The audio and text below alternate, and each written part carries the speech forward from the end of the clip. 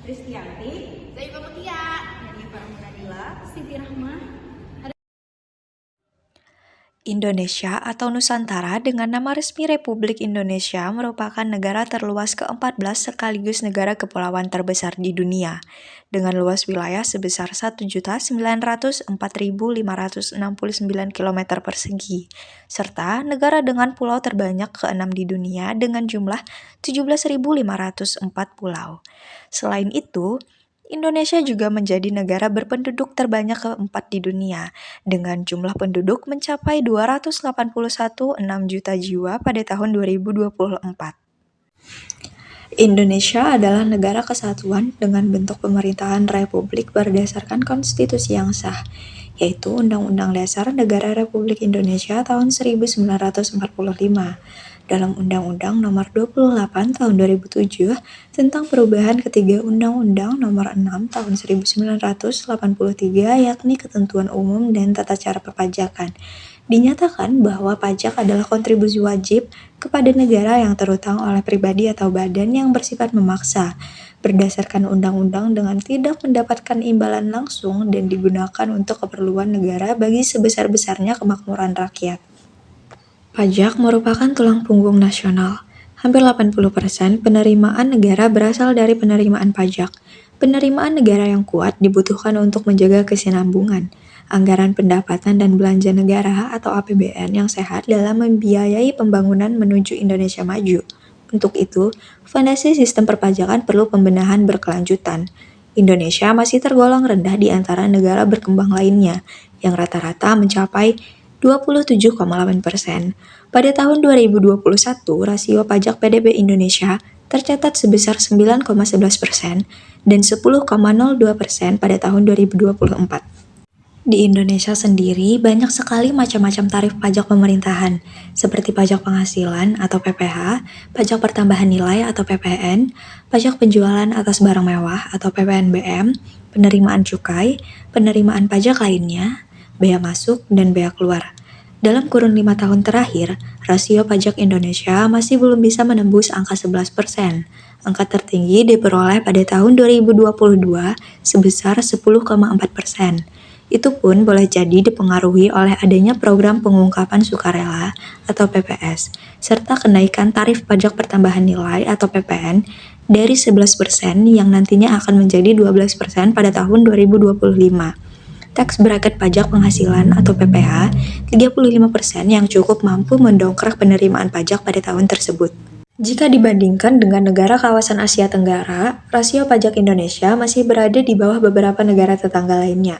Pada tahun 2022, rasio pajak Indonesia hanya lebih tinggi dari Laos, Myanmar, dan Brunei. Di antara negara G20, rasio pajak Indonesia juga berada di posisi 18 dari 20 negara, hanya lebih baik dari India dan Afrika Selatan. Dalam dokumen Rancangan Akhir Rencana Pembangunan Jangka Panjang Nasional atau RPJPN tahun 2025 sampai 2045, Kementerian Perencanaan Pembangunan Nasional atau PPN, Badan Perencanaan Pembangunan Nasional atau Bappenas disebutkan bahwa rasio pajak pada tahun 2025 diperkirakan sebesar 10,70% sampai 11,20% dari PDB. Dan pada tahun 2045 ditargetkan mencapai 18-20% dari PDB. Adapun berbagai macam inovasi dan program dari pemerintah Indonesia untuk memajukan pembayaran pajak, salah satunya adalah Cortex yang akan dirilis pada tahun 2025 dan juga e-billing. E-billing adalah program pemerintah Indonesia khususnya Direktorat Jenderal Pajak atau DJP yang bertujuan untuk memudahkan wajib pajak dalam membayar pajak secara elektronik. Sistem ini memungkinkan wajib pajak untuk membuat kode billing sebagai identitas pembayaran pajak, untuk kemudian dapat digunakan untuk membayar berbagai jenis pajak melalui bank, kantor pos, atau platform digital lainnya. Fitur utama dari e-billing meliputi pembuatan kode billing secara otomatis, transparansi dalam mencatat pembayaran pajak, integrasi dengan berbagai saluran pembayaran, dan aksesibilitas melalui aplikasi atau situs resmi DJP. Dampak dari e-billing adalah peningkatan efisiensi dan akurasi dalam pembayaran pajak, pengurangan risiko kesalahan manual, serta kemudahan pelacakan dan pelaporan pembayaran. Manfaatnya bagi masyarakat termasuk kemudahan pembayaran pajak kapan saja dan di mana saja yang mengurangi waktu dan biaya administratif. Dari sudut pandang New Public Service atau NPS, e-billing berkontribusi pada peningkatan partisipasi masyarakat dengan menciptakan sistem yang lebih transparan, mudah diakses, dan akuntabel. Hal ini dapat mendorong rasa kepercayaan masyarakat terhadap pemerintah, meningkatkan kesadaran kewajiban pajak, serta memperkuat partisipasi aktif dalam pembangunan negara melalui pembayaran pajak. Dengan e-billing, masyarakat lebih dimotivasi untuk memenuhi kewajiban perpajakan mereka karena proses yang lebih sederhana dan transparan. Namun, e-billing juga memiliki beberapa kekurangan yang dapat dikembangkan ke depannya. Pertama, sistem ini masih membutuhkan literasi digital yang memadai, sehingga masyarakat yang kurang melek teknologi mungkin kesulitan menggunakannya. Kedua, infrastruktur internet di beberapa wilayah terpencil masih belum memadai, yang dapat menghambat akses masyarakat di daerah tersebut. Ketiga, e-billing masih memiliki resiko teknis, seperti gangguan server atau kesalahan integrasi data, yang dapat memengaruhi kenyamanan wajib pajak. Dengan pengembangan lebih lanjut seperti edukasi digital kepada masyarakat, peningkatan infrastruktur teknologi, dan penguatan sistem keamanan dan keandalan e-billing, program ini diharapkan dapat memberikan manfaat yang lebih optimal bagi seluruh masyarakat Indonesia. Jepang adalah sebuah negara yang terletak di Asia Timur. Jepang merupakan negara kepulauan yang terdiri lebih dari 6.800 pulau dan luas 377.835 km persegi.